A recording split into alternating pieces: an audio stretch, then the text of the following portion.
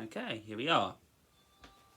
Greetings everybody, this is Charles1K92 here, and today, while I just find where my remote is, we've got a very interesting day today. So, recently, Assassin's Creed Valhalla has had some gameplay leaks. You can see the smile on my face is actually for excitement for actually proving a bit of a point with the series and more or less the title currently. So, here we are.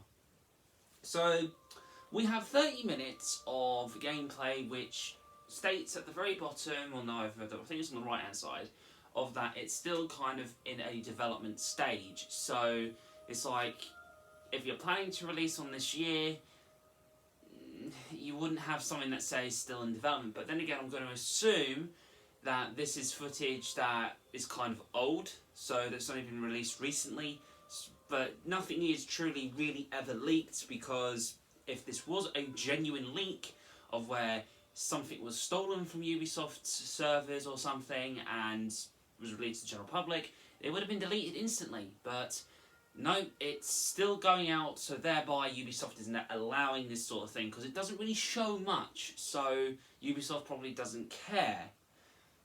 Any case, so what does this gameplay show us? Well, it shows us a female Eivor riding on horseback from a English town, I'd suspect, or from wherever their settlement is. Honestly, I don't obviously really know, since there's nothing really I care about this game at all. So, I'm just trying to find out where exactly this all kind of fits in. So, we then get to see Eivor battling some wolves that attack Eivor's horse. It's the genuine hack and slash from Odyssey and Origins, so there's nothing really special about it. It also seems to have the same thing that Odyssey did, which is where you have kind of like 4 unique abilities that you could use at any given time. So that's there. There's a health bar as well, and there's another blue bar which I don't know what that's for. So one bar is your health, the other one I don't know if that's oxygen or if it's stamina or something. I didn't really notice it go down during the combat. There are gold bars that show up as well, so as you fight on you use, I'll say once you've got a golden bar full, that will signify you to actually initiate 1 out of the 4 abilities that you have at any given moment. So it's kind of there, I guess. One of the abilities that's shown is where Eivor does some form of like spinning attack and then throws an axe at a wolf and then goes over to the wolf in question and then still attacks it again. So the leveling system, or the power system is, as I call it, it's still a level, not a power. It's still a classification of, well, their power level is, let's say, 16. Eivor's power level might be 15, so Eivor might struggle. So to put it in a very broad sense, it's a level system still. It is still a level. The power system that they say is bullshit. It is still level. So, sorry, you've been lied to. So it's just like, it's what you expect. So after Eivor kills the wolves, there is still some form of like gathering system, so you can gather stuff from, let's say, corpses. So if you kill any animals, predominantly you're going to get a load of leather and maybe some other bits and pieces depending on how you've killed the creature. But I'd suspect you only get one thing, so if you kill wolf, you're going to get obviously leather wolf hide maybe, or if you kill, let's say, another form of animal, you might get a different form of leather, one that's probably a lot more rougher maybe, who knows. Again, I'm not too sure since I haven't played the game, I've only been witness to it. Eventually, Eivor goes on to some talk about something about East Anglia's king and something about her people fighting against some other forms of people, which honestly I don't care, since I'm only interested in seeing the gameplay. We then see Eivor talking to somebody who says you want to initiate a battle. For me, this is what I did. I just skipped through the entirety. I've just gone from where they said you want to start the battle to skipping all the way to where you fight a boss near the end. And there's choice in there as well. Again, choice of either sparing or taking over. Well, basically taking over or allowing the actual person to rule. So here's the actual thing. So at what point do we get to in, let's say, an Assassin's Creed title where the context of historically showing us something to, oh no, you get to choose. No, you're reliving a life. The decisions and choices are taken out of your control. They're taken out of Eivor's control because guess what? Eivor had already made that choice. And the choice would be simplistically clear. It's this way, not any other direction. Otherwise, we'd have to make a choice every assassination, every single path that we would have to necessarily go down to make sure that we get 100%. It would be a linear set. There'd be no choice in the matter. But yet, here we have choices, and this is why it muddies everything. It becomes nothing more than trash, which is what this is. Not to mention, we see nothing about anything about being an assassin. It's predominantly being a Viking. So, again, I want to be able to say this would be a fantastic AC game. It would be. However, no. This is not an Assassin's Creed title, so do not fool yourself into thinking that when you're playing as Eivor, when you're running around with a hidden blade incorrectly, and you're fighting with your Viking brethren, basically attacking English settlements, pretending to side with actual rulers of the country, and choosing to somehow instill your own influence over the English people. I'm sorry, the answer is no. I am not having this sort of stupidity being portrayed here, and I most certainly am not buying trash. This is a cop-out.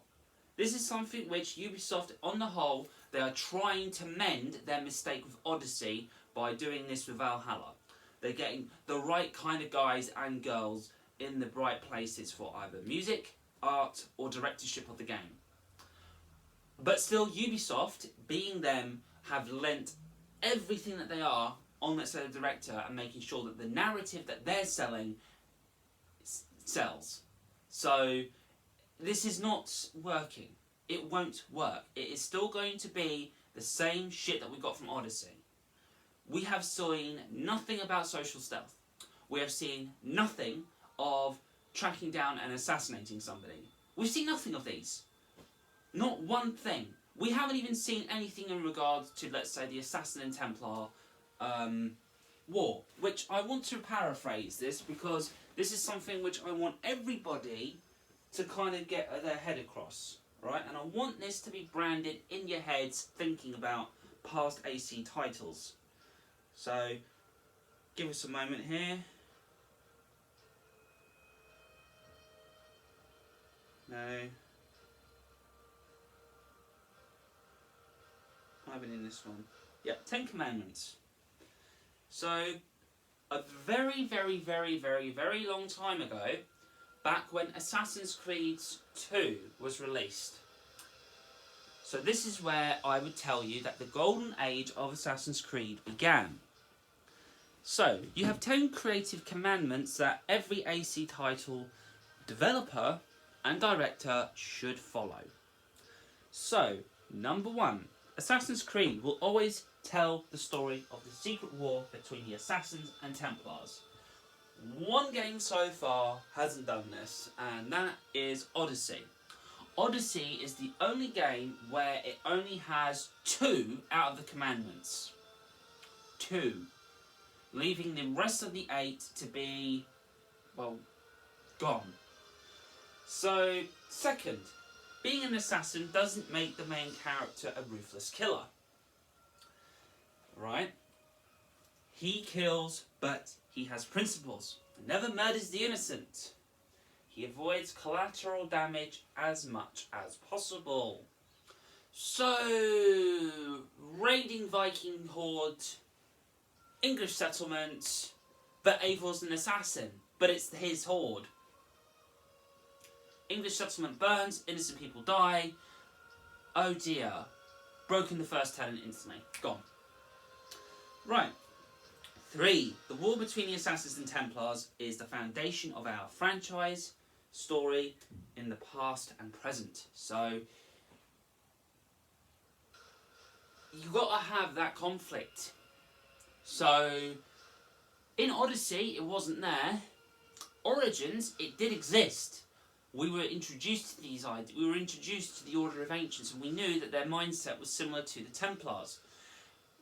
Problem was, there wasn't an assassin. There was no assassins, as we know it, as we know of them, until obviously Bayek and Aya formed it. So there we go. 4. The assassin should always be agile, socially skilled, unbeatable with a blade, and a stylish badass. Now that's the actual phrasing here. So,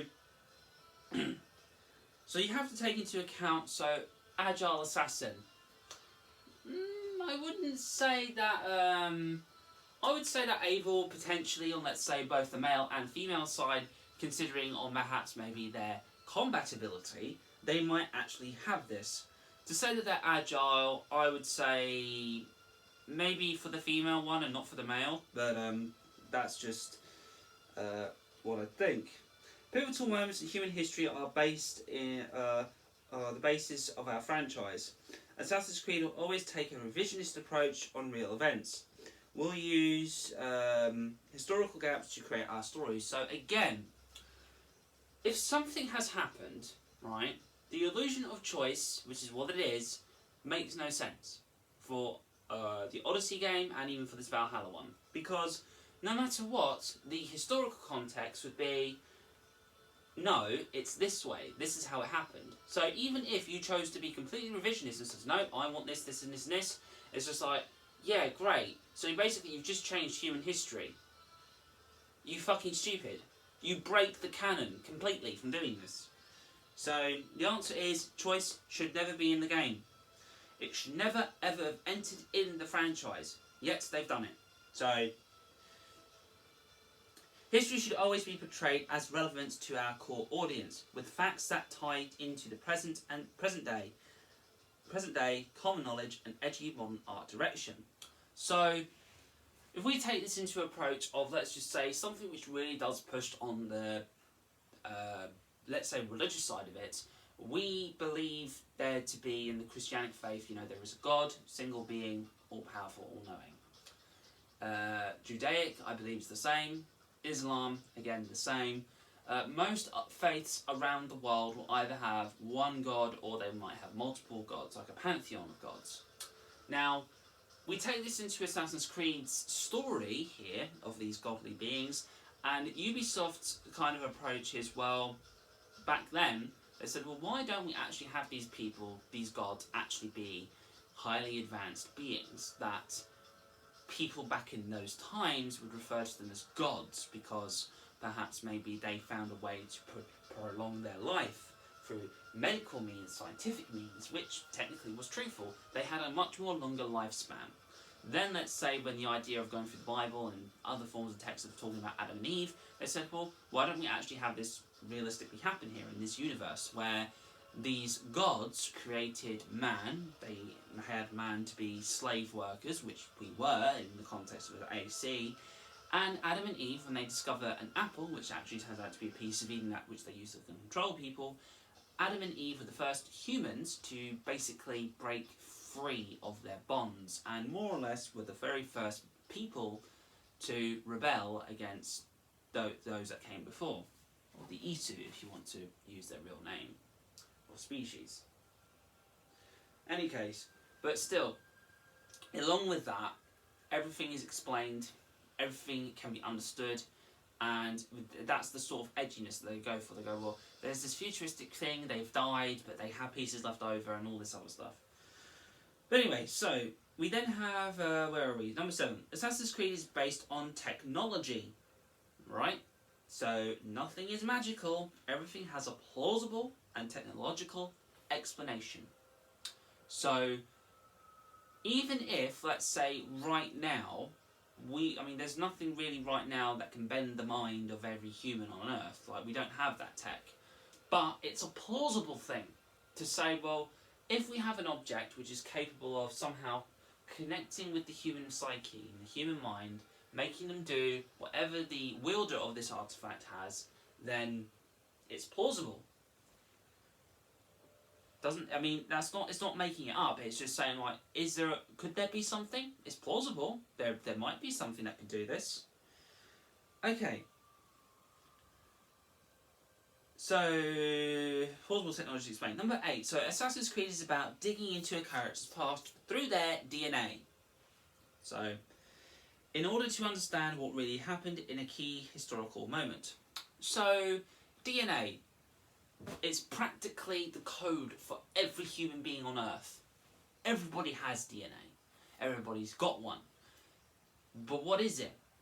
It's what makes you and me, well, it makes us who we are. How does one get it? Well, you kind of need to get two to tango to make you you. So, for me in my case, my parents had to meet. My parents then had to obviously conceive me, and thus here I am today. So I share traits from both my father and mother. One trait will be more dominant than the other, hence why I am what I am. And that's that. My DNA is only unique specifically to me. Even if maybe I was cloned, my clone will have still their unique DNA of being themselves. There will be a slight discrepancy. There is never genuinely a 100% complete clone. At least I don't believe so. And the Dolly the Sheep thing, I mean, sure, Dolly the Sheep may well have a clone of herself, I would assume, but there'd probably be still a slight discrepancy. Because that's how it is. There can't be, 100%, unfortunately. Right. So, here's another one for you. Since the player relives the deeds of his kin, so considering on the fact that if we were living through, let's say, our ancestral bloodline, through his DNA, the IP cannot be set anywhere else. So you can't have this set, like, say, 20 years in the future. So if I plugged myself into the Animus and I want to see 20 years in the future, it's like, dude, you can't do this, it doesn't work. So thankfully, Ubisoft knows they can't do that. So, could you just imagine?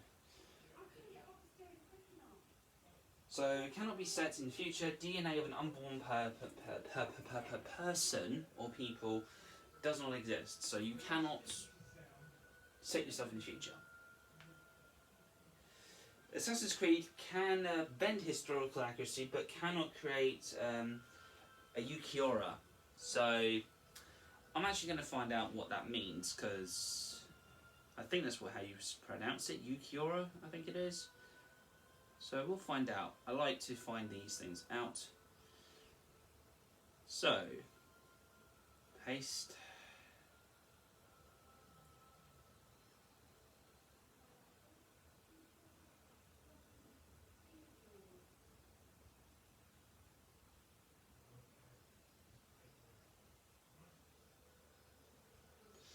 Right, refers to a hypothetical or fictional time period of our world, in contrast to an altogether fictional lands or worlds. The concept is similar to alternate history, but the Ukiora times are not easily defined, but are placed mainly in some distant or unspecified point before current times, and they are sometimes reminiscent of a constructed world. Some, however, use the Ukiora to reference to or an alternate history. So, there is a slight bit of, what's the word I'm looking for? There is a slight thing with that, on how when Ubisoft says that they would be taking, let's say, a revisionist approach to their historical time placement. So, the best way that I could explain this would be, let's take Assassin's Creed 2 here. Assassin's Creed 2 has us set in the Italian Renaissance period. Okay, we're in the Italian Renaissance. So we have historical references of, let's say, towns, cities, you name it. They probably went out of their way to go out and find these things. Buildings are fine because, you can see how old the building is, and if it was around that period, you'd still have it there. If it was under form of construction, okay, we'll have it under construction. We'll have something to have it shown that it was being built or was built. But we then need to turn around and say, well, it's all fine at, say, having a place there, but what about people? So, again, let's say you have to go back far enough and find, let's say, information about that particular place. What was the clothing like? What were the people like? What was the dialogue like? Was there any differences, or was it still the same? And more or less, let's say,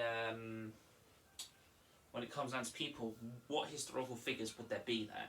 So we have Leonardo da Vinci. Now we know that Leonardo da Vinci was in Florence at the time. He was doing what he does best. He likes to do. He may be an artist, a painter, but he's also somebody who delves in sciences, and also technology. So these are all things that we have about Leonardo. But when we're introduced to him, we know him only as a painter, but he's so much more. He's an inventor. So when we give him something to do, he's actually he's like, oh my god, this is fantastic. This is so fascinating. Look at what I'm making here. Or look at what I'm going to try and fix or repair or add or whatnot. So it's kind of like, it's nice. But if we really look at the real history, would Leonardo da Vinci I can't think of the word. Would he have helped, let's say, somebody who goes dressing up in a hood with a with a hidden blade to stab people with? Probably not, if you really think about it. But that's the slight revisionist history of it all. So they take this point in time where we get a game, we get something that we can enjoy, and that's the only bit of it where they say, look, we'll have these real characters, we'll have these real events take place, and then this is the spin on it. We'll have a little spin of, let's say, this character maybe being the bad guy, if it works. Rodrigo Borgia, Pope Alexander VI. It works. So it's not that bad. It's good, but not that bad in my opinion. So then if we take, let's say, other facts of history, so trying to find one. American Revolution, for example. So we know that there was a 7 Years' War before the actual American Revolution, and we also know that Washington himself was, let's say, amongst the British ranks, because he was. That's how it was. But let's just say the events that took place in the game, could we actually say that these things actually happened? Most likely not. Some of these things would be, made up just for the gameplay. Other things would be, generally real. So again, you've got to be able to do this as a person who wants to, let's say, dive into the history of games, or let's say the time period in question is this. You take a look and you find out, well, this is what this game shows me. I'm interested in finding out more about, let's say, a particular person. You then go and delve yourself into the research of that person and find, let's say, that key moment of where that game shows you something. You go, oh wow, so that's what I was. That's what this looked like. They want to give you like a full-on representation of a certain event that took place, like Bunker Hill, for example. That, in on itself, being a massacre, and let's say really reading up on the history of it all, you think to myself, Jesus Christ, it was horrifying. I mean, albeit as, let's say, it's kind of you're running towards, let's say, the bullets, but still, you think to yourself, Jesus, it's actually kind of bad. But then, obviously, you have a job to do, which is to assassinate one guy. Did it happen? It's up to, yourselves digging through the history and finding out if certain things did actually take place. And that's just it. But with, let's say, what Valhalla does, I'd have to say it's a big no for me. So far, we haven't seen anything. All we've seen is conflict, combat, nothing for story. Which I know, I understand. They can't, show us anything from a narrative basis, because otherwise then, that'd be telling us things which, in their mind would be giving away the game. So we need to have something that makes sense to us. So another good example would be, if you want to show off something about a game, let's say for Assassin's Creed purposes, my best argument that I could give you on showing us would be Assassin's Creed 2. When we were shown a demo of this, way back when, it was where we got introduced to Ezio being, having more or less all of his abilities. So his hidden blade of sitting down on the bench, assassinating a guy and placing him back down, him blending in with the crowd much more differently to Altair. Instead of doing this, it's just more of him moving into a crowd space, standing there and watching and looking and observing, paying people to do stuff, and then utilising Leonardo da Vinci's flying machine to get to his target. double assassination, and I think also using the hidden pistol. So we're introduced to these things, and these things make you go, wow, that looks good. So you're being introduced to your assassin's kit. With Eivor, on the other hand, great, I'm hacking and slashing. I have a bow and I have an arrow.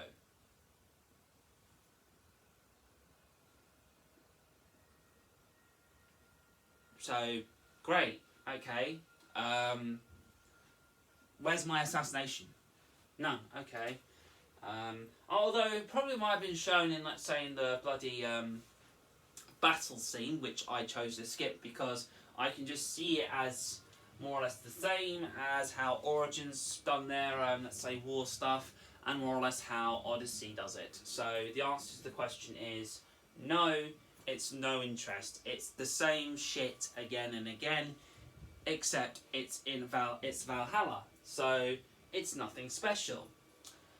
Yet, no assassination, no flick of the wrist, no stabbing anybody, no memory corridors, nothing. Yet, would be nice if we got something, but no, we didn't. But that's just it. So, on the whole, I will say this, from the people who also watched the video that I've obviously watched, and I've seen the comments, there's nothing but abject disappointment. People are actually hoping that this isn't what the game's going to be like. So, yeah, you have to ask. It's just, who's going to buy? But again, I would just say this. For those of you that want to go out there and buy the game just for the sake of purchasing it and just for the sake of getting the experience of having yourself going into a fucked up, warped version of Assassin's Creed, I'd say go for it. Go for it. But the only thing I have to ask you is don't buy the limited editions or anything, just buy this box standard edition. Please, I am imploring you not to spend a lot of cash. Just to buy the basic version, so that way they don't get a lot of money.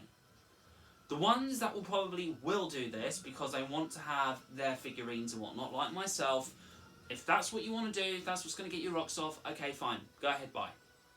But no more spending. That's it, because it's just, they need to be told that this doesn't work. They need to be told through the financial terms, what you're doing is a mistake. I cottoned on to this too late when I purchased Odyssey, because I believed what I was being shown. And I've always criticised everything before I buy, and it's only reinforced on it. So I'm now saying to people, please, if you're unsure and you're uncertain, don't buy. Just don't. Or if you do not like it, do not buy it. That would be the best thing that I could say to you. Don't buy the game. If you really don't like it, don't buy it. For those of you that are undecided, I'd just say, look up as much information as you can before you buy. If you still want to buy it, go ahead and buy it. If you don't want to, then don't. So that's the avenue. If you're people that don't like it, don't buy it. If you're people who kind of like it, but are still undecided, research, find out stuff, and you make your own decision. I've been me. You guys have been you. Please leave a like, comment, and a subscription. And I'll see everyone next time.